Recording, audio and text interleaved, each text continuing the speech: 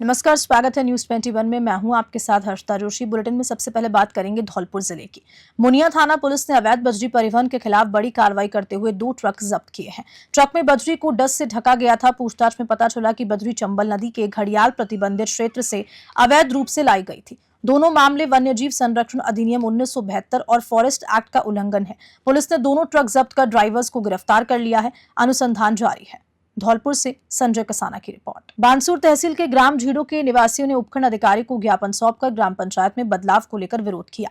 बता दें कि सरपंच प्रतिनिधि जगराम कसाना का कहना है कि इसकराबाद जाने के लिए उन्हें बबेडी ग्राम पंचायत से होकर गुजरना पड़ता है, जिससे उन्हें काफी असुविधा हो रही है। ग्रामीणों का आरोप है कि ये बदलाव बिना किसी मौके की जांच के और राजनीतिक कारणों से किया गया, जिसमें आम जनता की सुविधा को ध्यान नहीं रखा गया। बानसूर से सतीश शर्मा की रिपोर्ट। जैसा कि हमारी जीरो जो ग्राम पंचायत इसराबाद नहीं बनाई थी पिछले गत में, उसकी दूरियां हैं 8 किलोमीटर की, और हमारा जीड़ा पहले बबेडी गांव में जुड़ा हुआ था और इसी का ही डाणी बसी हुई है, तो हम इसको वापसी बबेडी गांव में जोड़ना चाह रहे हैं। क्या कारण था जो आपने पहले उसमें जीड़े में जुड़वाया और आज अलग हो किसी राजनीतिक कारणों से जुड़ गया। ताकि हमने पिछले साल भी बहुत कोशिश की, बहुत जयपुर से केस जयपुर तक भी डोले, बाकी हमारी क्या उम्मीद लेके आए हो विधायक से मिले? बालोतरा के नयापुरा इलाके में स्थित पीएनपी हैंडलूम में सोमवार सुबह अचानक भीषण आग लग गई। आग की सूचना मिलते ही नगर परिषद और सीटीपी की फायर ब्रिगेड मौके पर पहुंची और आग बुझाने के प्रयास शुरू किए। भीषण आग की लपटें दूर से ही देखी जा सकती हैं। आग पर काबू पाने के लिए लगातार पानी की बौछारें की जा रही है। इस दौरान पुलिस भी मौके पर पहुंची और हालात का जायजा लिया। अभी तक आग लगने के कारणों का पता नहीं चल पाया है और नुकसान का आकलन किया जा रहा है। बालोतरा से गौतम प्रजापति की रिपोर्ट। मेटा नगर पालिका द्वारा 3 करोड़ 30 लाख रुपए के 66 टेंडर्स को लेकर विवाद खड़ा हो गया। कांग्रेस नगर अध्यक्ष जाकिर खान सांकला ने प्रेस वार्ता कर बीजेपी नगर पालिका अध्यक्ष और प्रशासन पर पारदर्शिता की अनदेखी और सत्ता के दुरुपयोग का आरोप लगाया। प्रेस कॉन्फ्रेंस के दौरान पूर्व पार्षद नरेश गोलिया, पार्षद आमजद के पार्षद प्रतिनिधि जीशान अली कुरैशी और पार्षद प्रतिनिधि सुनील सबलानिया समेत कई अन्य कांग्रेस नेता उपस्थित रहे। सभी ने संयुक्त रूप से इस प्रक्रिया का पारदर्शिता से कराने की मांग की है। मेरता सिटी से सुशील दिवाकर की रिपोर्ट। हम ये कह रहे थे कि कल 15 अप्रैल को नगर पालिका में 3 करोड़ 30 लाख के टेंडर हैं, ये आनंद फानंद में निकाले गए हैं, जल्दबाजी में निकाले गए हैं। ये कोटेशन निकाले गए हैं, इनमें जो है ऑफलाइन है एक तरह से, जिसमें घोटाले होने की आशंका है। ठेके दिए जा सकते हैं, ऐसा नहीं होना चाहिए। ऑनलाइन ही बिडिंग हो और ऑनलाइन ही अगर कार्य हो तो सबसे बेटर रहता है। उससे कंपटीशन बढ़ेगा और कंपटीशन बढ़ने के कारण कम दरों में प्राप्त होगा काम और नगर पालिका को इससे राजस्व हानि नहीं होगी। समदड़ी समीपवर्ती ग्राम बामसीन में रायपुरी महाराज मंदिर की प्राण प्रतिष्ठा महोत्सव कार्यक्रम साधु संतों के सानिध्य में धूमधाम से मनाई गई। कार्यक्रम के दूसरे दिन विभिन्न धार्मिक अनुष्ठान के कार्यक्रम आयोजित किए गए। भजन संध्या से गायक रमेश माली व खुशबू माली एंड पार्टी की ओर से समधुर भजनों की प्रस्तुति दी गई। इस अवसर पर सिवाना विधायक हमीर सिंह भायल, पूर्व विधायक कांत सिंह कोटड़ी, कांग्रेस नेता सुनील परिहार मौजूद रहे। समदड़ी से गौतम प्रजापति की रिपोर्ट। बयाना विधायक ऋतु बनावत ने उपजिला अस्पताल का औचक निरीक्षण किया। निरीक्षण के दौरान अस्पताल में साफ सफाई में कमियां पाई गई और रजिस्टर में गैरहाजिरी पाई गई। विधायक ने मौके पर मौजूद कर्मचारियों को लापरवाही बरतने पर फटकार लगाई और सख्त कार्रवाई के निर्देश दिए। बयाना से विनीत कुमार की रिपोर्ट। धौलपुर से NH 123 स्थित सैपो कस्बे के बाईपास पास पर कदम खंडी हनुमान जी मंदिर मोड़ पर इको गाड़ी एवं पल्सर में जोरदार भिड़ंत हो गई। हादसे के दौरान इको गाड़ी बाइक को रौंदते हुए खेत में 3 बार पलटी खाकर पलट गई। इस दुर्घटना में इको सवार 4 एवं बाइक सवार पिता पुत्र घायल हो गए। घायलों को जिला अस्पताल रेफर किया, इलाज उनका जारी है। ASI अजय सिंह ने कहा कि दुर्घटनाग्रस्त गाड़ी को कब्जे में ले लिया गया है। मुकदमा दर्ज कर कानूनी कार्रवाई होगी। धौलपुर से संजय कसाना की रिपोर्ट। आपका नाम क्या है? सुरेश। कहाँ से आए थे आप? भरूच गुजरात। ये गाड़ी आपने कहाँ से की थी? Bharatpur bus stand. एक्सीडेंट कहाँ हुआ है? गाँव पता नहीं कौन सा गाँव। सैपू पे? हाँ। कैसे हुआ, हालात कैसे बने एक्सीडेंट के? गाड़ी वाले ने टर्न किया और गाड़ी स्पीड में था तो वो ठोक दिया गाड़ी। किस गाड़ी में? कंट्रोल नहीं हुआ। कौन सी गाड़ी से हुआ एक्सीडेंट? इको से हुआ और पल्सर बाइक में। शिक्षा और पंचायती राज मंत्री मदन दिलावर आगामी 18 अप्रैल को चित्तौड़गढ़ जिला मुख्यालय पर इंदिरा गांधी प्रियदर्शनी ऑडिटोरियम में खुली पंचायत का नाम से शिक्षा एवं पंचायती राज व संस्कृत शिक्षा विभाग की जनसुनवाई करेंगे। खुली पंचायत का उद्देश्य आमजन में सामान्य और संस्कृत शिक्षा विभाग और पंचायती राज विभाग से संबंधित समस्याओं का समाधान करना है। साथ ही सरकार को जनता के इन विभागों से संबंधित आवश्यकताओं को समझने में भी सहायता मिलेगी। कोटा से कामिंदु जोशी की रिपोर्ट। खुली जनसुनवाई होने वाली है आप शुरू कर रहे हैं जिला स्तर पर, किस तरह से ये होगा? पहले तो मैं बता दूं कि 18 अप्रैल को 11 बजे से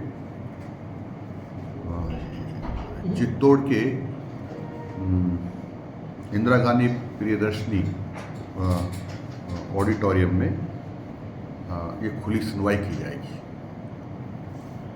और खुली सुनवाई में हमने पहले कहा है कि जिसको कुछ बोलना हो कहना हो रजिस्ट्रेशन करवा दे।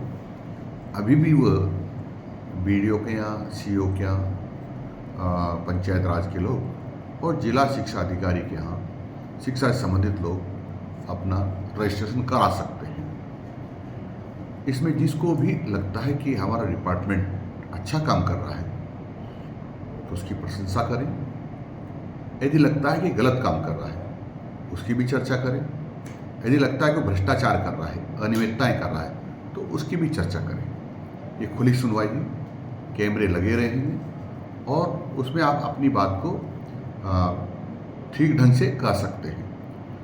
जो रिकॉर्ड होगा उसके आधार पर जिस पर हमको कार्रवाई करना आवश्यक होगा उस पर कार्रवाई भी करेंगे। इसलिए मैं आप सब लोगों से निवेदन कर रहा हूं कि पंचायत राज व शिक्षा विभाग दोनों विभागों के बारे में आप खुल करके चर्चा कर सकते हैं, लेकिन दुराग्रह से नहीं, ईमानदारी के साथ अपने मन में भगवान की शपथ लेकर के उस बात की चर्चा करें कि मैं जो कह रहा हूँ सच कह रहा हूँ। यदि उसमें ऐसा लगता है कभी हमको कि गलत बात है तो उसकी जांच करने के बाद हम उसके खिलाफ भी कार्रवाई कर सकते हैं जिसने गलत जानकारी हमको दी है। इसलिए मेरा चित्तौड़ के लोगों से निवेदन है कि वो किसी भी गांव का, किसी भी पंचायत समिति क्षेत्र का आकर के वहाँ अपनी बात कह सकता है। यदि ऐसे कुछ लोग हैं जो किसी कारण से रजिस्ट्रेशन नहीं करा पाएंगे तो उनको हम ये जो रजिस्ट्रेशन कराने वाले की बात पूरी होने के बाद उनको भी हम अवसर देने का प्रयास करेंगे यदि समय बचा तो, क्योंकि मुझे उसी दिन बाहर जाना है। इसलिए समय पर लोग आ जाएं और अपनी बात को कहें। श्रीकरणपुर में ग्राम पंचायतों से भुगतान नहीं मिलने से परेशान पेंटर सुभाष छाबड़ा ने आत्महत्या की चेतावनी दी। पेंटर छाबड़ा ने ग्रामीण विकास एवं पंचायती राज विभाग के निर्देशक को एक ज्ञापन भेजा है जिसमें उन्होंने ग्राम पंचायत में शमशान भूमि पर किए गए कार्यों का लाखों रुपए का भुगतान लंबित होने की बात कही। सुभाष छाबड़ा का कहना है कि उन्होंने बार बार संबंधित अधिकारियों से गुहार लगाई लेकिन आज तक उन्हें मेहनताना नहीं मिला। श्रीकरणपुर से अमन चावला की रिपोर्ट। भरतपुर जिले के रूपपास क्षेत्र के नानकपुर गांव में पेयजल संकट को लेकर महिलाओं ने उपखंड अधिकारी कार्यालय का घेराव किया और ऑफिस के बाहर ही धरने पर बैठ गई। धरना स्थल पर भारी पुलिस बल तैनात किया गया ताकि हालात बिगड़ न पाए। प्रदर्शन कर रही महिलाओं का कहना है कि जब तक उन्हें साफ पानी की नियमित आपूर्ति नहीं मिलेगी तब तक धरना खत्म नहीं करेंगी। रूपपास से विनीत कुमार की रिपोर्ट। जायल पंचायत समिति के राजस्व गांव बोडिंद खुर्द को दुर्गस्ताऊ ग्राम पंचायत में यथावत रखने की मांग को लेकर ग्रामीणों ने एसडीएम अभिलाषा चौधरी को ज्ञापन दिया। वर्तमान में राजस्व गांव बोडिंद खुर्द ग्राम पंचायत मुख्यालय से मात्र 1.5 किलोमीटर दूरी पर है जिसमें आसानी से काम होते हैं। यदि पुनर्गठन में खुर्द गांव को अन्य ग्राम पंचायत मेरवास में शामिल किया जाता है तो ग्रामीण द्वारा विरोध किया जाएगा क्योंकि खुर्द इस मेरवास की दूरी 5 किलोमीटर से अधिक एवं सड़क सहित अन्य असुविधाओं का सामना करना पड़ेगा। जायल से रमेश जाजड़ा की रिपोर्ट। सवाई माधोपुर जिले में भी ग्राम पंचायतों के पुनर्गठन को लेकर आए दिन आमजन की नाराजगी एवं विरोध देखने को मिल रहा है। इसी कड़ी में आज पुसौदा गांव के 1 दर्जन से भी अधिक ग्रामीण सरपंच गिरधारी लाल एवं पूर्व सरपंच शंकर लाल के नेतृत्व में कलेक्ट्रेट पहुंचे और जिला कलेक्टर को ज्ञापन देकर पुसौदा गांव को यथावत छारौदा ग्राम पंचायत में रखने की मांग उठाई। सवाई माधोपुर से राकेश चौधरी की रिपोर्ट। अरे हमें है ना बेमतलब है ना ग्राम पंचायत छारौदा से है ना हटा करके दोनों में जोड़ा जा रहा है। अब क्या मांगा आपकी? हम तो यथावत रहना चाहते हैं। हमारे अच्छा मेल जोल है, तीनों गांव की दूरी 1 किलोमीटर पड़ती है, बढ़िया प्रेम भाव में, और हमारी है ना जनसंख्या भी 2011 के अनुसार से करीबन 2400 पड़ रही है। जो ये नाइंसाफी है, हम मर जाएंगे लेकिन हम दोनरी में कभी नहीं जुड़ेंगे। छारौदा में रहना चाहते हैं, यथावत छारौदा में रहना चाहते हैं। 2-3 किलोमीटर पड़े। श्री माधोपुर क्रय विक्रय सहकारी समिति द्वारा मंगलवार को अंतर्राष्ट्रीय सहकारिता दिवस मनाया गया। कार्यक्रम में सीकर केंद्रीय सहकारी बैंक के अधिशासी अधिकारी डॉक्टर ज्योति साई ने सहकारिता के उद्देश्य से और उस बारे में जानकारी देते हुए कहा कि सहकारिता दिवस पर आम लोगों ने जागरूकता बढ़ाना, अंतर्राष्ट्रीय एकजुटता, आर्थिक दक्षता, समानता और विश्व शांति के आदर्शों को बढ़ावा देना है। सहकारी बैंक प्रबंधक सुशील जाखड़ ने बैंक की कार्यप्रणाली के बारे में बताते हुए कहा कि केवल ये बैंक ऐसा है जो किसानों, मजदूरों को बिना ब्याज लोन देता है। श्रीमाधोपुर से रविकांत अग्रवाल की रिपोर्ट। अलवर के मिनी सचिवालय को बम से उड़ाने की धमकी मिलने के बाद जिला प्रशासन में हड़कंप मच गया है। जानकारी के मुताबिक सोमवार देर रात करीब 3:42 पर अलवर जिला कलेक्टर की आधिकारिक ईमेल आईडी पर यह धमकी भरा मेल आया। मेल में सचिवालय को बम से उड़ाने की धमकी दी गई, जिसके बाद पुलिस और प्रशासन तुरंत अलर्ट हो गया। सूचना मिलते ही 5 थानों की पुलिस फोर्स के साथ ही जिला प्रशासन के आलाधिकारी मौके पर पहुंचे। अतिरिक्त जिला कलेक्टर शहर बीना महावर भी मिनी सचिवालय पर मौजूद रही। उन्होंने बताया कि धमकी भरा मेल साउथ इंडिया की तरफ से आया है, जिसे लेकर साइबर टीम गहनता से जांच कर रही है। अलवर से हेमंत जैमन की स्पेशल रिपोर्ट। 3:42 पर कलेक्ट्रेट मेल पर एक मेल प्राप्त हुआ है, जिसमें कलेक्ट्रेट डिस्ट्रिक्ट मजिस्ट्रेट ऑफिस पर आरटीएक्स इंस्टॉल करने की सूचना प्राप्त हुई है। उस सूचना के प्राप्त होने के बाद में पुलिस और प्रशासन दोनों के द्वारा एहतियातन जो कलेक्ट्रेट का ऑफिस है उसको खाली करा लिया गया है। उसमें जो कंट्रोल रूम में कार्मिक तैनात थे सफाई करने के, उनको बाहर निकाल दिया गया है। इसके जो दोनों मेन गेट्स हैं उनको बंद करवा दिया गया है और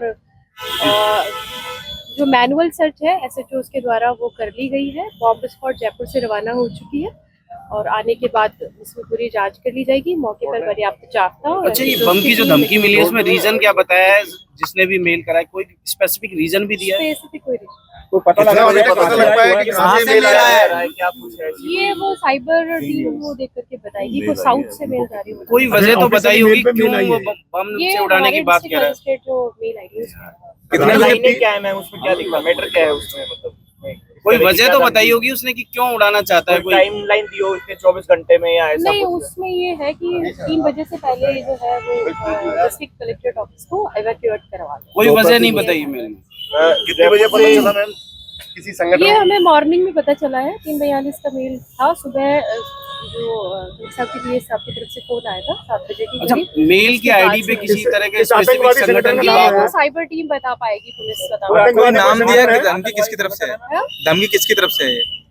धमकी में कलेक्टर साहब को कुछ अस्सलाम करके डिस्ट्रिक्ट मजिस्ट्रेट इस तरीके से संबोधित किया गया है। बाकी वो कहाँ से है, प्रॉपर मेल है, वो मेल आईडी पुलिस आपको बताएगी। मेल आईडी किस मेल आईडी ध्यान में नहीं। तो जिला कलेक्टर कोई सीधे तौर पे धमकी दी गई है? कब तक यहाँ आने की? वो जयपुर से रवाना हो चुकी है। जयपुर से आप टाइम लगा लीजिए। जिला कलेक्टर के पर्सनल मेल पे है या ऑफिशियली मेल पे है?